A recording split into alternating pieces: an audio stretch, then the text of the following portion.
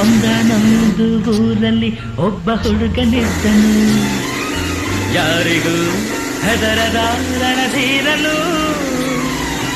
ರಾವಣನಂಥವನೊಬ್ಬ ಅವನ ಸಾಕುತ್ತಿದ್ದನು, ಕಾರಣ ಹುಡುಗನು ಅನಾಥನು.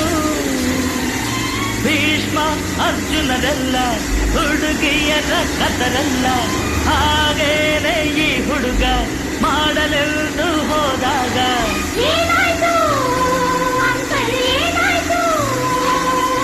ಪ್ರೀತಿಯ ಕಡಲಲ್ಲಿ ಬಿದ್ದನು.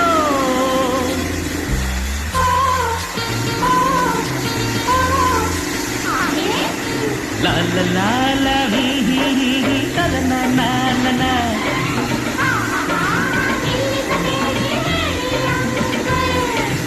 ಆ ಪ್ರೀತಿಯ ಕಡಲಿನ ಬಳಿಗೆ ಎಲ್ಲರೂ